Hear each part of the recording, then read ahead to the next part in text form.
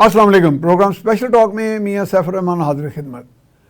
Security situation پہ ہم بات کریں گے آج. ملک کی سیکورٹی سچویشن, خطے کی security situation, Middle East, Iran Israel conflict اور غزہ کی تو بہرحال صورتحال تو ساری دنیا کے لیے سامنے ایک بڑا قیامت انگیز منظر ہے.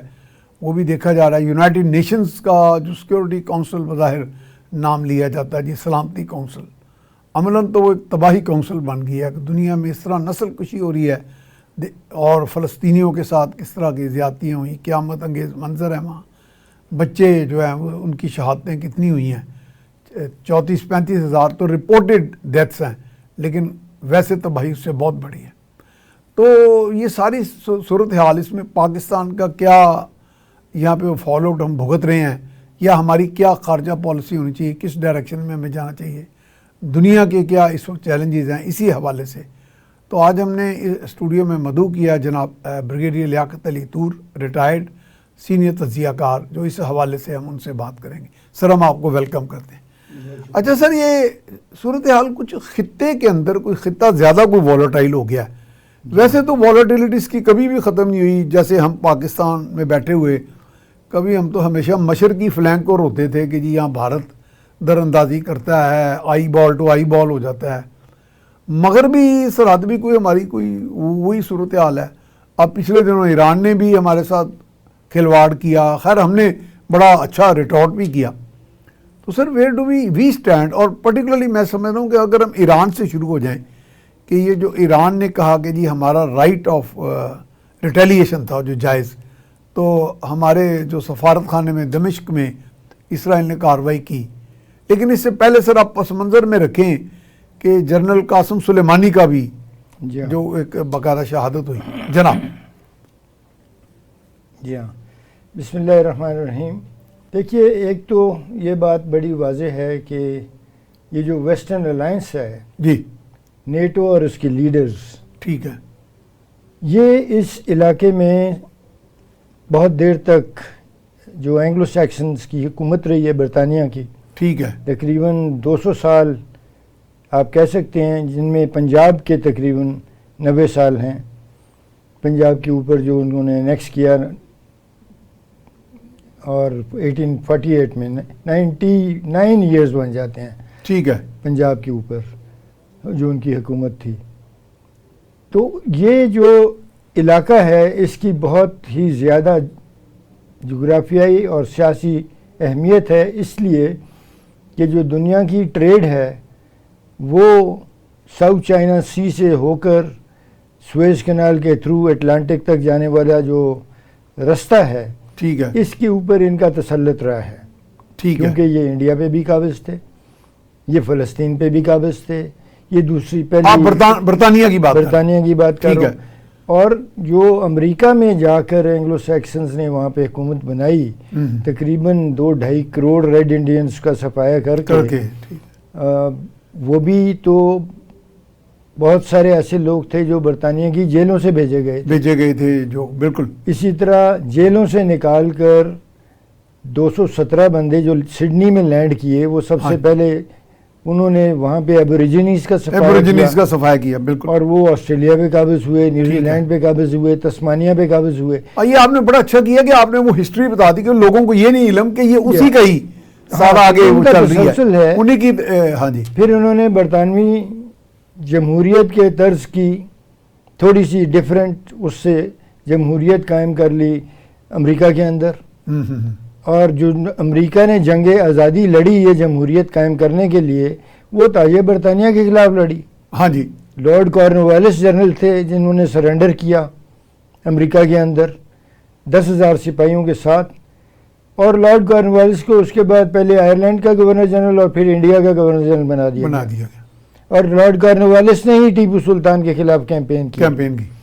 تو یہ سمجھنا چاہیے کہ یہ جو نیٹو کی لیڈرشپ ہے, اس کا دنیا کے آبی راستوں پر قبضہ تھا, اور تسلط انہوں نے ملکوں کو آزادی ملنے کے بعد بھی اپنا جاری رکھا. ٹھیک ہے, یعنی اس تسلط کی شکل بدل گئی, لیکن وہ جاری ہے. ٹھیک ہے. اور پہلی جنگ عظیم جیتنے کے بعد انہوں نے سلطنت عثمانیہ کا شیرازہ بکھیرا, اور کوئی 40-50 کے قریب چھوٹے چھوٹے ملک جو تھے وہ وجود میں آ گئے، جسے ہم بالکنائزیشن کہتے ہیں. جی ہم آرگنائزیشن کہہ لیں، فریگمنٹیشن کہہ لیں، ٹھیک ہے. اسلامک امپائر کی، اور وہ ملک اپنی اپنی جگہ ان کو آزادی تو مل گئی، جس کو اس وقت 1914 میں یہ حقیقی آزادی کہہ رہے تھے، اور حقیقی آزادی کا بہت شوق تھا، لیکن اس کا نتیجہ اب مسلمانوں کے سامنے ہے. اور تو ڈکلائن ہے ہمارا، کیونکہ وہ آپ کا اتحاد ٹوٹ گیا، آپ کا شرازہ بکھر گیا، اور وہ آپ ایک مؤثر قوت نہ رہے جو سلطنت عثمانیہ تھی. ٹھیک ہے، تو مؤثر قوت نہ رہنے سے چھوٹے چھوٹے ٹکڑوں میں بکھر گئے، اور جو صلیبی صہیونی اتحاد ہے اس کے رحم و کرم پر آ گئے، اور اس کے رحم و کرم کا ہی نتیجہ تھا کہ انہوں نے آپ کے علاقے میں اسرائیل کی ریاست قائم کر دی. یہ کیا کہ یہودیوں پہ بڑا ظلم کیا ہے ہٹلر نے، ہولوکاسٹ کا ذکر اتنا روس میں کیا بھی اسٹالن نے، اس لیے ان کو ہم ریاست بنا کے دے رہے ہیں. یہ جس طرح میں کہوں کہ جی مجھے یہ بڑا غریب آدمی ملا ہے، اس کو میں 2 کمرے آپ کے گھر میں دے دیتا ہوں، مجھے بہت ہمدردی میرے سینے میں جوش مار رہی ہے، تو میں اس کو آپ کے گھر کے اندر کمرہ دے دیتا ہوں، 2 کمرے دے دیتا ہوں. ٹھیک ہے. تو یہ انہوں نے اسرائیل کی ریاست قائم کر دی، اور اب وہ گماشتہ ہے انہی سامراجیوں کا. ٹھیک ہے. اور وہ گماشتہ وہاں پر تمام علاقے کی قوتوں سے زیادہ اس کی ملٹری سٹرینگتھ ہے، اور وہ ایک شتر بے مہار ہے جو مرضی کرے. جو فلسطین کے اندر اس وقت ہو رہا ہے، جس طرح وہ اپنے آقاؤں کی بھی نہیں سن رہا. جی ہاں، وہ اپنے آقاؤں کی بھی نہیں سن رہا. ٹھیک ہے. تو یہ جو صورتحال ہے اس کو سمجھنا ضروری ہے. بیشتر اس کے آئیے تاکہ پس منظر ہمارے سامنے ہو تو ہم اینالائز کریں. تو اب ایک نیا فیکٹر آ گیا ہے جو چین اور روس کا سنبھلنا، اور چین کا بہت زیادہ معاشی اور اقتصادی ترقی کر جانا. اور جب کوئی سلطنت یا کوئی ملک یا کوئی قوم معاشی اور اقتصادی ترقی کرتی ہے تو اس کے ساتھ ہی اس کی فوجی طاقت میں بھی اضافہ ہوتا چلا جاتا ہے، کیونکہ وسائل آ جاتے ہیں. تو چین کی فوجی طاقت بھی بڑھی، اس کی معاشی طاقت اتنی زیادہ بڑھی کہ اب دنیا کے تمام اقتصادی ماہرین مانتے ہیں کہ اگلے 10-12 سال کے اندر وہ امریکہ کی اکانومی کو بیٹ کر جائے گا. کچھ یہ کہتے ہیں کہ وہ بیٹ کر چکا ہے، کچھ تو یہ بھی کہتے ہیں. جی ہاں، لیکن بہرحال جو بڑے اکانومسٹ آپ کے فورمز ہیں وہ کہہ رہے ہیں کہ اور 10-15 سال میں امریکہ کی اکانومی کو امریکہ کو سرپاس کر جائے گا. اس صورتحال میں دونوں طرف تشویش ہے. ان کو تشویش ہے کہ یہ جو ہمارا تسلط ہے 200 سال پرانا یہ چھین نہ جائے ہم سے. چائنا کو یہ تشویش ہے کہ یہ ہمارے پانیوں کے ایشیائی آبی راستوں پر یہ 15,000 میل سے آ کر کیوں قابض ہیں. تو ایک ایشیائی ملکوں میں یہ خیال اب جنم لے رہا ہے اور زور پکڑ رہا ہے کہ ہمارے پانیوں پر ہمارا تسلط ہونا چاہیے نا. ٹھیک ہے. ہمارے پانیوں کے اندر جو بحری بیڑے ہیں وہ ان کے صہیونیوں کے اور صلیبیوں کے پرانے جو ہیں یا آپ اینگلو سیکسنز کہہ لیں ان کے کیوں پھر رہے ہیں.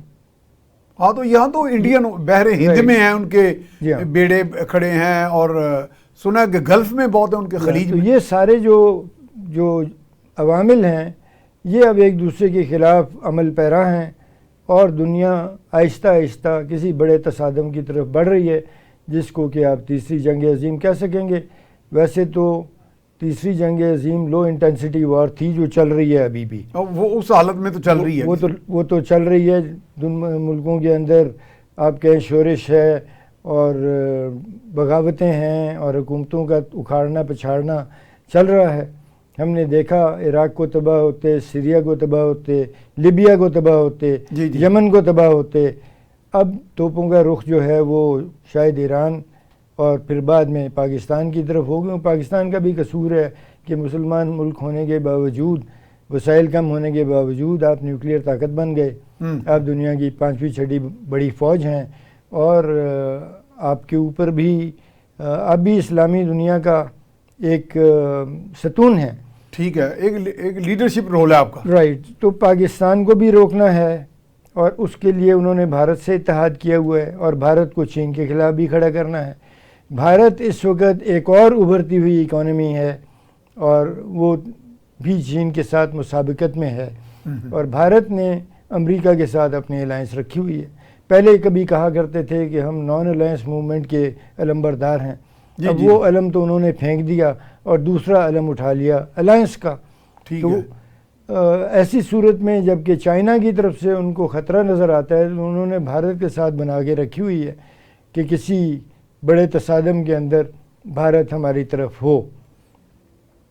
تو بریگیڈیئر صاحب جیسے چین کے بارے میں کہا جاتا ہے کہ اس کی پالیسیز نان انٹرونشنسٹ ہیں، یعنی نان ایگریسو نان انٹرونشنسٹ ہے، اور وہ نہیں چاہتے کسی تصادم کو، کیونکہ وہ جانتے ہیں کہ ان کی معاشی اور اقتصادی ترقی کو جنگ کے ذریعے نقصان پہنچایا جا سکتا ہے. اب جیسے کہا جاتا ہے جی یہ جو آئرن ڈون جو ایک باقاعدہ دفاعی نظام موجود تھا جس سے انہوں نے ایران کے میزائل گرائے ہیں، انٹرسیپٹ کیے ہیں، فضا میں کر لیے ہیں بہت سے، تو کہتے ہیں وہاں تو $1.3 بلین خرچہ آیا اس انٹرسیپشن پہ. جی ہاں، لیکن بہت بڑی کاسٹ قیمت ادا کرنی پڑی. تقریباً $1.5 ٹریلین سے زیادہ تو انہوں نے عراق وار اور کے اوپر کے اندر خرچ کر دیا. جب یہ شروع لیکن وہ تو پھر میں شاید حاصل ریکور بھی کر لیتے ہیں میرا خیال ہے. جب عراق جو وار کی لوٹ اینڈ پلنڈر ہوتی ہے، لوٹنگ انہوں نے کی ہے بڑی، لیکن وہ تو پہلے سے کی خرچہ تو اکانومی ان کی ڈیمیج ہوئی نا، ڈیمیج ہوئی ہے. اور وہ پہلا ان کا ایسٹیمیٹ تھا جو ان کے کولن پال صاحب اور ڈک چینی نے اس وقت اسٹیٹمنٹ دی تھی کہ یہ عراق کے اوپر حملہ زیادہ سے زیادہ ہمارا $200 بلین لگے گا، لیکن $200 بلین نہیں لگا، وہ تو تقریباً $2 ٹریلین لگ گیا. وہ بہت زیادہ خرچہ ہو گیا، تو اکانومی کو بہت زیادہ نقصان پہنچا. اب چائنا کی کوشش ہے کہ وہ جنگ کو اوائڈ کرنا چاہتے ہیں. ٹھیک ہے. اور وہ چاہتے ہیں کہ ہم اقتصادی ترقی اس لیول کی کریں اور دوسروں کو ریجنل قوتوں کو اپنے ساتھ ملائیں. ٹھیک ہے.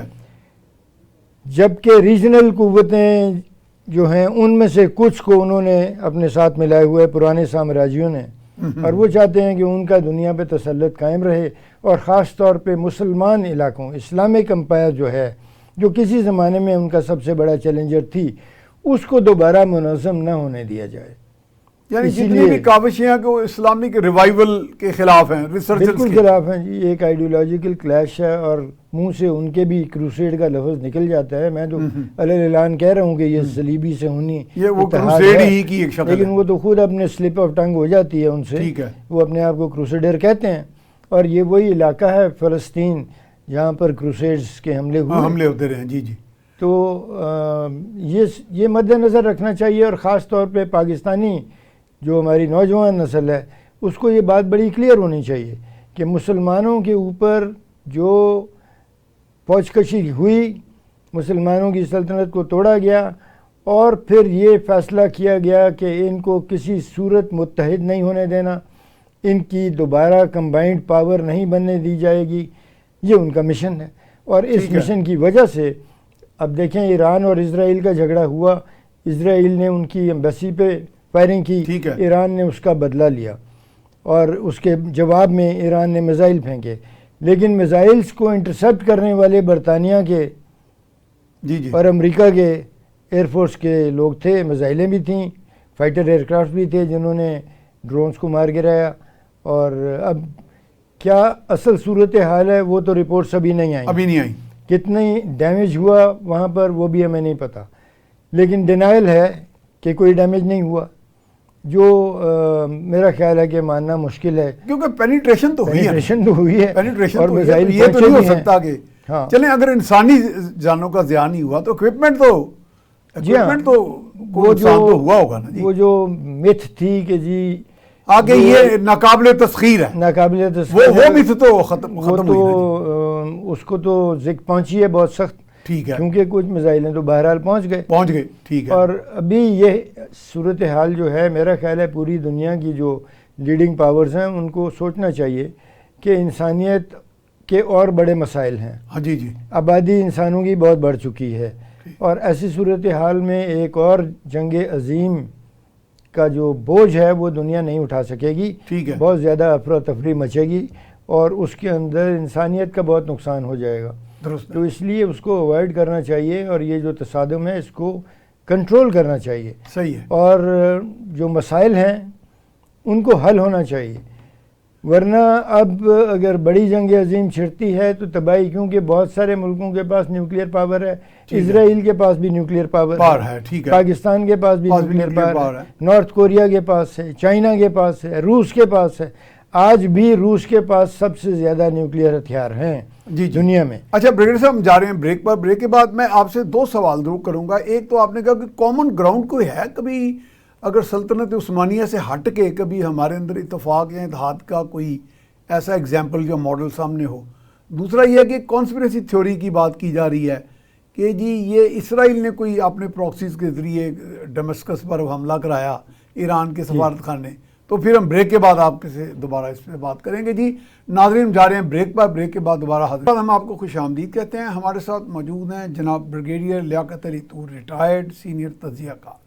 جی بریگیڈیئر صاحب، میں نے ایک تو سوال یہ کیا تھا کہ وہ جیسے کامن گراؤنڈ والی، وہ اس پہ بعد میں آ جاتے ہیں۔ ایک یہ بھی کانسپریسی تھیوری چونکہ ہمارے ہاں ایک دم میدان میں آ جاتی ہیں کہ جی یہ کوئی، چونکہ آج کل دور بھی ایسا ہے، اسپائیوناز، کاؤنٹر اسپائیوناز، اور پھر پلائز بھی، آپ تو چونکہ خود بھی ایک دفاع کے امور کے ماہر ہیں، آپ as a retired as a brigadier, تو یہ کہتے ہیں جی کوئی اسرائیل کی پراکسیز نے کچھ یہ کام دکھایا کہ جو ایران کا سفارت خانہ تھا دمشق میں، وہاں پہ فائرنگ کی، جس کا نتیجہ انہوں نے کہا کہ ریٹیلیشن ہوگی، تو ریٹیلیشن میں ہم امریکہ کی فورسز کو اس خطے میں لے آئیں گے کسی طرح۔ تو میرے خیال اگر یہ ہے کانسپریسی تھیوری، تو امریکہ تو ابھی نہیں آ رہا یا آ جائے گا۔ دیکھیے عراق اگینسٹ ایران اگر پہلی بات تو یہ ہے کہ جو عراق پہ 2 جنگیں مسلط کی گئیں، ان دونوں میں امریکہ شامل تھا، بلکہ امریکہ لیڈر تھا، ٹھیک ہے، اور افغانستان پہ جو حملہ ہوا اس میں بھی امریکہ لیڈر تھا، بالکل۔ تو اب میرا خیال ہے کہ یہ امید کرنا کہ امریکہ بیچ میں نہیں آئے گا، یہ میرا خیال سوچ ہی غلط ہے، یہ سوچ ٹھیک نہیں ہے، کیونکہ وہ کہہ چکے ہیں، ان کے ایک جنرل صاحب بھی فرما چکے ہیں کہ مجھے بتایا گیا کہ ہمارا مشن ہے 7 مسلمان ملکوں کو تباہ کرنا، اور وہ انہوں نے 4 تو کر یعنی کہ وہ تباہی تک بھی آ گئے ہیں، یعنی ان کا ذہن یہ ہے، یعنی تباہی ہوگی نا جی اگر آپ بہت ویک ہو جاتے ہیں، وہ انڈرمائن ہو جاتے ہیں۔ ان کے جو جرنیل صاحب تھے انہوں نے کہا کہ میں پینٹاگون میں گیا تو مجھے کسی نے بتایا کہ ہم نے 7 مسلمان ملکوں کو ٹیک ڈاؤن کرنے کا فیصلہ کیا ہے۔ تو کیوں کیا ہے وہ کہتے ہیں مجھے نہیں پتا، بٹ یہ ہے کہ فیصلہ کیا گیا ہے۔ اس پاکستان ون آف them؟ میرا خیال ہے کہ پاکستان تو لسٹ میں ہوگا، بلکہ بڑا پرومیننٹ ہوگا، کسی پرومیننٹ ہوگا، واحد نیوکلیئر پاور ہے۔ تو اگر انہوں نے یہی فیصلہ کیا تھا تو 4 تو شام، عراق، لیبیا، یمن، اور اس سے پہلے بیروت کی بھی یہ تو ڈیمیج ہو چکے۔ جی جی، اب انہوں نے بیروت تو میں کراس، اگلا ٹارگیٹ ایران، اس میں مسلم کرسچن سارے اور بھی مذاہب تھے نا، ٹھیک ہے، لیکن اگلا ٹارگیٹ ایران ہے، اور اس کے بعد پھر دوسرے ملک ہیں جن میں پاکستان بھی آ سکتا ہے۔ تو یہ ایک ایگریسونیس ہے ویسٹرن پاورز کی، اپنے سے دور، اپنے ملک سے باہر پروجیکشن ہے ملٹری پاور کی، اور ایک گماشتہ بٹھایا ہوا ہے جو انہی کے ایجنڈے کو لے کے ایجنڈے پہ بنایا گیا، ٹھیک ہے، انہی کے ایجنڈے پہ چل رہا ہے، اس کو ہر قسم کی ملٹری سپورٹ ہے، اور وہ جو مرضی کر گزرے اس پہ تنقید بھی وہ برداشت نہیں کرتے۔ لیکن آئندہ جو صورتحال بنتی ہے، آپ نے پوچھا تھا کہ یہ آگے کی طرف ہم سوچیں تو یہ جو سازش کی تھیوری ہے، سازش تو ہم اپنی کوتاہیوں کی ذمہ داری خود نہیں لیتے، ہم سازش پہ ڈال دیتے ہیں، ہم سازش پہ ہمیشہ ڈالتے ہیں۔ ہم نے اپنے آپ کو کمزور رکھا، ہم نے تعلیم میں اپنے آپ کو پیچھے رکھا، ہم ٹیکنالوجی میں پیچھے ہیں، آپ نے محنت نہیں کی۔ آپ مسلمان ملکوں کے اندر سیاست جو ہے وہ لوگ حکومتیں ملنے کے بعد پیسہ بنانا شروع کرتے ہیں اور اپنے ملک کے اوپر توجہ نہیں دیتے۔ پاکستان کو یہی مسئلہ ہے نا، ہر کوئی ایک دوسرے کو کرپٹ کہتا ہے، اور یہ حقیقت بھی ہے کہ ہم بہت زیادہ ترقی کر سکتے تھے، لیکن آپس کی چپلشوں اور ایک دوسرے کی ٹانگ کھینچنے کے رواج نے ہمیں ترقی نہیں کرنے دی۔ اب ہم کہیں گے جی ہمارے خلاف سازش ہو گئی ہے، سازش یہ تو ایک بڑا آسان ایک بہانہ ہے نا، بہت آسان کہ ہمارے خلاف ہم تو بہت ترقی پہ تھے، بڑے عروج پہ تھے۔ اپنے کرتوتوں کا ذمہ داری نہیں لینی اور یہ کہہ دینا ہے کہ سازش ہو گئی ہے، ایسے نہیں ہوتا۔ جو صورتحال ہے وہ سب کے سامنے واضح ہے، اور آئندہ جنگ میں ایک چیز بڑی امپورٹنٹ ہے کہ جو نشانے پر ہوں گے اور جن کو نقصان ہونے کا زیادہ احتمال ہے یہ وہ قومیں ہیں جنہوں نے کنکریٹ فارسٹ بنائے ہوئے ہیں، جنہوں نے اسکائی اسکریپر بلڈنگز کے شہر ہیں. ٹھیک ہے. تو آپ کو یاد ہے کہ صرف جو جہاز لگے تھے 2-3 جی وہ ٹوین ٹاورز اور وہ اتنے سال 20 سال گزر گئے، ملبہ صاف نہ ہو سکا. اب ملبہ صاف ہو گیا ہے لیکن وہاں نئی بلڈنگ نہیں بنی، ابھی تک نہیں بنی. تو آپ اندازہ کر سکتے ہیں اس کا ایک نشانی سی ہے وہاں ایک میجر سلگنگ ہو جائے، اور جنہوں نے ملٹی سٹوری بلڈنگز بنا رکھی ہیں ان ملکوں کا کیا حشر ہوگا. وہ تو بڑے لوزرز تو وہی ہوں گے نا جی. اسی طرح کسی زمانے میں ایئر کرافٹ، بلکہ بہت ریسنٹ حال ہی تک ایئر کرافٹ کیریئر جو ہے جس کے اوپر 20-25-30 جہاز ہوتے ہیں، جی اور جو اس کے ساتھ ایک فلیٹ ہوتا ہے، پورا بحری بیڑا ہوتا ہے ہے اس کی پروٹیکشن میں، اور کہتے ہیں جی وہ بہت زیادہ پاورفل ہے اور اس تک پہنچنا ممکن نہیں ہے. لیکن اب جو ڈیجیٹل میزائل ٹیکنالوجی ہے، ایئر کرافٹ کیریئر اتنا بڑا ہے کہ وہ ایک ولنریبلٹی بن چکا ہے. ولنریبلٹی اس کا جتنا بڑا سائز ہے اتنا بڑا اتنا آسانی سے وہ ٹارگٹ ہو سکتا ہے. رائٹ. اور آپ اندازہ کریں کہ اس پہ 10-10 ہزار لوگ ملازم ہیں، نیوی کے لوگ وہاں ان کے اوپر موجود ہیں، پائلٹس ہیں، بے شمار اسلحہ ہے. تو یہ جو جس صورتحال کی طرف دنیا بڑھ رہی ہے اس میں بہت زیادہ تباہی کے امکانات ہیں، اور یہ انسانیت کے لیے اچھا نہیں ہوگا. بہتر یہی ہے کہ ہوش کے ناخن سارے لیں، ٹھیک ہے، اور اس صورتحال کو کنٹرول کیا جائے اور تصادم کو نہ ہونے دیا جائے. چلیے بریگیڈیئر صاحب، آپ کی بات سے جو میں نے نتیجہ اخذ کیا وہ تو یہی ہے کہ امریکہ بھلے جتنا مرضی طاقتور ہو، جی بھلے وہ 7 سمندر پار ہو، جی اگر وہ جنگ کو اس حد تک پھیلا دیتا ہے جی تو اس کی جو تباہ کاری ہیں اس سے امریکہ بھی نہیں بچے گا. یہی تباہی کا اثر تو پہنچے گا، بہت زیادہ پہنچے گا نا. اور یہ کیا ان کی کیلکولیشن میں یہ چیز نہیں ہے، ان کے جرنیلوں کی، ان کے پینٹاگون کی، میں ان کی ذہانت کا قائل ہوں، ان کو بالکل اندازہ ہوگا کہ کیا صورتحال ہے. اس فال آؤٹ سے وہ خائف تو ہوں گے. ہاں وہ بالکل، وہ بھی چاہیں گے کہ یہ تصادم اس حد تک نہ جائے کہ دنیا اتنی بڑی تباہی سے دوچار ہو جائے. وہ جن کو انہوں نے محکوم رکھا ہے اور جن کو انہوں نے دبا کے رکھا ہے وہ یہی چاہتے ہیں کہ وہ دب کے ہی رہیں، اور وہ دبکے ہوئے ہیں. ہاں وہ ان کے گماشتے کے سامنے جو ہیں وہ دب کے ہی رہیں، اور اس صورتحال کو وہ اپنی کامیابی کہیں گے. لیکن وہ آپ نے بات کی تھی اسلامی ملکوں کے دوبارہ اتحاد کی. میں بریگیڈیئر صاحب وہی اس کو تھوڑا ریفریز کر دیتا ہوں. مثال کے طور پہ پاکستان ہے، ایران ہے، ان کے اپنے انٹرسٹ ہیں، وہ عجم ہے، پاکستان کو بھی ہر عجم میں گن لیں. عرب ورلڈ ہمیں پاکستان کو ذرا ایک نیوکلیئر پاور کا کلاؤڈ جو ہے اس کے سحر میں تو ہے، وہ ہماری آرمڈ فورسز کا بھی ایک سحر ہے ان کے اوپر کہ we are a very secure and strong state, اور ہم حرمین شریفین کا بھی تحفظ کی ایک قسم کھائی ہے. جی لیکن یہ کانفیڈنس اپنی جگہ، لیکن میرا خیال ہے کہ ہمارا کوئی آپس میں کوئی اس طرح کی گریٹر انڈرسٹینڈنگ پھر بھی کبھی نہیں رہی کہ عرب اور عجم اور پاکستان، ایران اور سعودی عرب اور یو اے ای آپس میں ایک کل کو ایک بلاک یا ایک بڑی اتحادی ایک قوت بن کے ابھرے. میں نے بتایا آپ کی ایک بڑی قوت تھی جو جیسے آپ عثمانیہ کی بات کریں، عثمانیہ تھی، ٹھیک ہے، اس میں تو یہ تقریباً اور یہ سارے لوگ تھے. آپ کہہ لیں کہ 1800 کے اوائل میں جو صورتحال تھی جی وہ ان کے لیے ایک خطرناک صورتحال تھی، کیونکہ مسلمانوں کی بہت بڑی طاقت تھی اور بڑی تھریٹ تھی ان کے لیے، بڑی پاور تھی، اور وہ ان کو چیلنج نہیں کر سکتے تھے. تو انہوں نے جو طریقہ اختیار کیا وہ نفاق کے بیج بوئے. ٹھیک ہے. اور نفاق کے بیج بونے کے بعد یہ کہا گیا لوگوں سے، آئن ہیملٹن اور لارنس آف اریبیا نے یہ کہا کہ تمہیں آزاد ہونا چاہیے. عربز کو جا کے اکسایا، ان کو عربز کو اکسایا، اور پھر عرب اور عجم کا کہا بھی جاتا ہے نا لارنس آف اریبیا. رائٹ. تو عرب اور عجم کا جو فرق تھا مسلمانوں کے اندر وہ انہوں نے بڑا اجاگر کیا، اس کو ایکسپلائٹ کیا، اس کو اجاگر کیا، اور اب تک جاری ہیں. کیونکہ اب وہ رالف پیٹرز ایک لیفٹیننٹ کرنل ہیں امریکن آرمی کے ریٹائرڈ، جنہوں نے ایک آرٹیکل لکھا تھا 98 میں شاید، جس کا نام تھا بلڈ بارڈرز، اور وہ پوری اسلامی دنیا کو نسل اور رنگ کی بنیاد پر وہ تقسیم کرنا چاہتے ہیں، اور نسل کی بنیاد پر مملکتیں بنانا چاہتے ہیں. لیکن اپنے ملک میں وہ ایسا نہیں کرتے.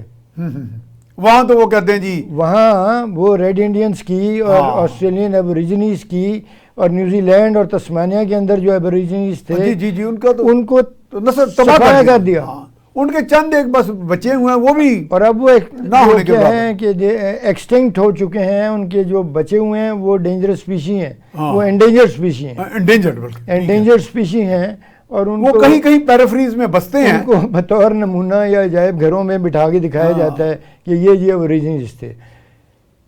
تو یہ جو اصول تھا نفاق کا وہ انہوں نے آپ پہ لاگو کیا اور اب تک جاری ہے. بریگیڈیئر صاحب ان کو اتنا واک اوور ہم نے دے دیا یہاں پہ, آپ نے دیا یہ بھی تو آپ کہہ سکتے ہیں نا کہ میں کہیں پہ حملہ آور ہوتا ہوں, جی آگے مجھے کوئی ریزسٹنس ہی نہ ہو تو میں پھر چلتا ہی جاؤں گا. سب سے بڑی جو خطرناک بات ہے وہ انٹلیکچوئل لیول پر ہمارا جو سوال ہے اہل دانش کہتے ہیں, ٹھیک ہے وہ اہل دانش فروئی معاملات میں پڑ گئے اور انہوں نے اس جو آئیڈیولوجیکل اٹیک تھا, نظریاتی حملہ جو آپ پر اس کو ہم نے روکا نہیں. نسل کی بنیاد پر اپنی مملکتیں بناؤ, ٹھیک ہے, بنگالی علیحدہ ہو جائیں, پنجابی علیحدہ ہو جائیں, پٹھان جو ہیں وہ علیحدہ ریس ہیں اور بلوچ علیحدہ ریس ہیں, سندھی علیحدہ ریس ہیں. آپ اس صورت میں وہ نفاق در نفاق آپ کے اندر نفرت کے بیج بوئے چلے جا رہے ہیں اور آپ ان بیجوں کی آبیاری کر رہے ہیں اور دشمن کی مدد کر رہے ہیں. درست. اپنی فوج کے خلاف پروپیگنڈا ہوتا ہے, وہ تو چاہتے ہیں کہ آپ اپنی فوج سے متنفر ہوں اور کمزور ہوں, اور اس کے اوپر لوگ جو ہیں وہ بغلیں بجاتے ہیں اگر فوج کے خلاف کوئی کارروائی ہو جائے, کوئی آرٹیکل لکھ دیا جائے. آپ ماشاءاللہ ایک فوج کے بہت بڑے آفیسر رہے ہیں. میں اسے کہتا ہوں, یہ میرا غلط تصور بھی ہو سکتا ہے جی کہ امیج بلڈنگ کا ایک دور ہے آج کل, آپ کو پتہ ہے سوشل میڈیا فلاں بکواسیات بے شمار ہیں. جی ہاں, لیکن فوج ایز اے منظم ادارہ, اس کی سورس آف اسٹرینتھ جو ہے, ریزن فار ایگزسٹنس, وہ تو اس کی قوت ہے نا, اس کی اپنا ایک منظم ہونا ہے. جی ہاں, وہ امیج پہ تو نہیں چلتی نا, اگر کوئی امیج بناتا بھی ہے. نہیں, امیج میٹر کرتا ہے فوج. دیکھیے پہلی بات تو یہ ہے کہ فوج کی اصل قوت عوام کی سپورٹ ہے. ٹھیک ہے, یہ بات آپ نے صحیح کی. اس کے اپنے ہتھیار اور اس کی جو مادی قوت ہے وہ تو ہے ہی ہے, وہ تو ہے, ٹھیک ہے, لیکن اصل قوت جو ہے وہ عوام کی سپورٹ ہے اور عوام میں اس کا اچھا امیج ہونا چاہیے اور فوج کو اس بات کا احساس بھی ہونا چاہیے. ٹھیک ہے.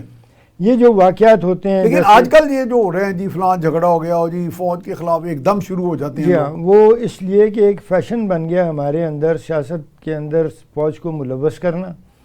اگر ایک طرف اگر آپ کا معاملہ صحیح جا رہا ہے تو آپ کہتے ہیں جی ہم 1 پیج پہ ہیں اور اس سے بہتر جرنیل دنیا میں آج تک پیدا نہیں ہوا. ٹھیک ہے. اور دوسری طرف آپ کہتے ہیں کہ اگر خراب بندہ بن گیا تو اس سے بڑا نقصان ہو جائے گا, ہم اپنی مرضی کا بندہ لانا چاہتے ہیں. جی. یعنی آپ نے مان لیا کہ خراب بندے بھی موجود ہیں. ٹھیک ہے. تو جبکہ ایسا ہونا نہیں چاہیے. تو میرا خیال ہے کہ فوج کو سیاست سے دور رہنا چاہیے اور سیاستدانوں کو بھی فوج کو سیاست میں کھینچنا نہیں چاہیے. ہم کھینچنے کے بڑے شوقین ہیں. ٹھیک ہے. اور کھینچنے کے بعد پھر ہم نہیں, لیکن وہ جو فوجی بڑے افسر ہوتے ہیں, جو چند ایک ہوتے ہیں, سارے تو نہیں ہوتے, من حیث الفوج تو نہیں کہہ سکتے, وہ پھر کھینچے کیوں جاتے ہیں, ان کو کیا لیور ہوتا ہے اس میں؟ کھینچے نہیں جانا چاہیے. اصول تو یہ ہے نا, اصول بالکل ٹھیک ہے, کھینچے نہیں جانا اور بلکہ اس کا عزت و وقار بھی اس میں ہے. جی ہاں, اور جو کھینچے جاتے ہیں وہ پھر جی رسوائی بھی پاتے ہیں, فوج کی رسوائی کا باعث بھی بنتے ہیں, اپنی ذاتی بھی رسوائی, اپنی ذاتی کسی انٹرسٹ کی وجہ سے. لیکن ہونا تو یہ چاہیے کہ فوج پروفیشنل سائٹ پہ رہے اور فوج کو سیاست میں ملوث نہ کیا جائے. ہمارے ملوث کرنے کے بڑے سمپل طریقے ہیں. ہم کہتے ہیں جی الیکشن فوج کے بغیر نہیں ہو سکتا. ہاں, یہ دیکھیں نا, اور ہم سپریم کورٹ سے آرڈر لے آتے ہیں کہ الیکشن میں مدد کی جائے, اور جب ہم فوج خود بھی محسوس کرتی ہے کہ ہم یہ فرائض خوش انجام دے دیں. ہمارا جمہوری رویہ یہ ہے کہ کوئی ہارنے والا یہ نہیں مانتا کہ الیکشن فیئر تھے. ٹھیک ہے, یہ تو ہے. جو ہار جائے وہ کہتا ہے الیکشن میں دھاندلی ہو گئی, بہت بڑی ہو گئی, اور دھاندلی کس نے کی؟ فوج نے کی. کیونکہ بتاتا کوئی نہیں کہ کس طرح کی ہے. جی ہاں, اور بتاتا کوئی نہیں ہے, ثبوت کسی کے پاس نہیں ہے. تو یہ جو ہمارا جمہوری رویہ ہے, الیکشنز کو ریجیکٹ کرنا ہارنے والوں کی طرف سے, اور الیکشنز کا انعقاد, اور کچھ ہمارا یہ جو نظام ہے وہ کیئر ٹیکر گورنمنٹ لانے کا, میں پہلے بھی کہہ چکا ہوں بہت باری کہ یہ نظام اچھا نہیں ہے. بہت سے ملکوں میں تو ہے ہی نہیں, یہ بڑے کم ملکوں میں, پاکستان کے اندر ہے, یا شاید بنگلہ دیش میں بھی کچھ عرصہ رہا ہے. بہرحال یہ کوئی اچھا نظام نہیں ہے, اس لیے کہ آپ 5 سال کے لیے ایک حکومت کو الیکٹ کرتے ہیں اور نئے الیکشن آتے ہوئی آپ اس کی خلوص اور اس کی ایمانداری پر انگلی اٹھا دیتے ہیں، کہتے ہیں تم اس قابل نہیں ہو کہ الیکشن کرواؤ. الیکشن کروانے کے لیے کیئر ٹیکر لاؤ، کیئر ٹیکر کی کمانڈ میں جو الیکشن ہو رہا ہے اس کے لیے فوج مہیا کرو، اور جو ہار جائے گا وہ فوج پہ الزام لگا دے گا. یہ ایک اچھا رویہ نہیں ہے. اس قومی رویے کو ٹھیک کرنے کے لیے اہل دانش کی ذمہ داری ہے کہ اس کے خلاف وہ کیمپین چلائیں اور ملک کے اندر جمہوری اقدار کو فروغ دینے کی کوشش کریں، بجائے یہ کہ یہ ہر باری جو بھی ہارتا ہے وہ کہتا ہے الیکشن فیئر نہیں ہوئے اور فوج ذمہ دار. جی ہاں، اور اس ہرزہ سرائی جو الیکشن کمیشن کے خلاف ہوتی ہے اس پر کہ ہم کسی کو سزا نہیں دیتے. صحیح بات. ٹھیک ہے نا. امریکہ اور سزا و جزا کا ہمارے سسٹم، امریکہ کے اندر وہ جو سٹاف افسر تھے جی روڈی گیلانی، اس کو کورٹ نے بلا لیا کہ تم نے کہا کہ الیکشن فیئر نہیں ہوئے، تم نے الیکشن کمیشن کی بدنامی کی ہے، آؤ ذرا سامنے، سزا سنا دی. ٹھیک ہے. یہ ہمارے ہاں آج تک کسی کو سزا نہیں ہوئی یہ کہنے کی کہ الیکشن کمیشنر بے ایمان تھا اور الیکشن کمیشن بے ایمان. صاحب ایک بڑا اہم سوال ہے، وہ ہماری چونکہ اسٹیبلشمنٹ کا بھی ڈسکشن ہو رہی ہے، بعض پاکستان کے سینیریو میں کنٹیکسٹ میں اور دنیا کے کنٹیکسٹ میں کہتے ہیں کہ بعض اوقات جو سیکرٹ سروس کے یا خفیہ ادارے ہوتے ہیں، یہ بعض اوقات موقع کے جو چیف یا اوپر اسٹیبلشمنٹ کے جو سربراہان ہیں ان کو بھی بائی پاس کر جاتے ہیں. ایسے کوئی واقعات ہیں؟ یہ ضروری نہیں کہ چین آف کمانڈ میں یہ 100% ان کی باتیں مانیں. یہ تو دیکھیے جو ملوث ہوئی ہماری انٹیلیجنس ایجنسی وہ تو جمہوری حکومت کے دوران ملوث ہوئی. ٹھیک. جو پولیٹیکل سیل تھا وہ تو بھٹو صاحب کے ٹائم پہ بنا نا. ٹھیک ہے. ہاں جی ٹھیک ہے، بالکل وہیں بنا. اس کو ختم کرنے کی بھی کوشش پیپلز پارٹی نے کی. ٹھیک ہے. لیکن آج تک ختم نہیں ہو سکی. ٹھیک ہے. اور پھر ہم دوسروں کے خلاف ہر حربہ استعمال کرنا چاہتے ہیں. جب ہم حکومت میں ہوتے ہیں تو پھر اسی ادارے کو استعمال کرتے ہیں. اسی ادارے کو استعمال کرتے ہیں. اور جب ہم مخالفت اپوزیشن میں ہوتے ہیں کہتے ہیں جی وہ ہمارے خلاف ہے. وہ ہمارے خلاف ہے اور انہوں نے یہ کر دیا، انہوں نے وہ کر دیا. تو یہ جو بات ہے، جو خط لکھا گیا تھا جنرل پیٹرس کو، سی آئی اے کے ڈائریکٹر کو، وہ بھی تو ریکارڈ پہ موجود ہے. حسین حقانی صاحب، اور وہ کورٹ کو ضمانت دے کے گئے کہ میں جب ضرورت ہوئی تو واپس آ جاؤں گا، آپ نے بلایا تو. اچھا بریگیڈیئر صاحب، ٹائم ختم ہو گیا تو باتیں بہت عمدہ ہوئی ہیں اور باتیں بہت ہونے والی ہیں انشاءاللہ اگلے پروگرام میں. آپ کا بہت شکریہ، تشریف لائے. تو ناظرین، آپ نے ماشاءاللہ یہ بڑی سیر حاصل گفتگو سنی. اس پہ پورا جو ہمارا سیکیورٹی سینیریو ہے اور دنیا میں ڈیسیژن میکرز اور کوئی ایجنسیوں کا کردار، اور سب سے بڑی بات ہے کہ اس میں جو پیغام ہے جو سب سے اہم وہ یہی ہے کہ جب آپ انٹرنلی کمزور ہوں گے، آپ کے اندر اتحاد نہیں ہوگا، اور آپ پھر دنیا کے یہ بڑے بڑے چیلنجز اور جو تھریٹس ہیں، آپ کی ایگزسٹینشل تھریٹس ہیں ٹو یور سیکیورٹی، آپ کی سلامتی اور ترقی کے، ان کا مقابلہ نہیں کر سکتے. اس کے ساتھ ہی اپنے میزبان میاں سیف الرحمان کو اجازت دیجیے. اللہ نگہبان.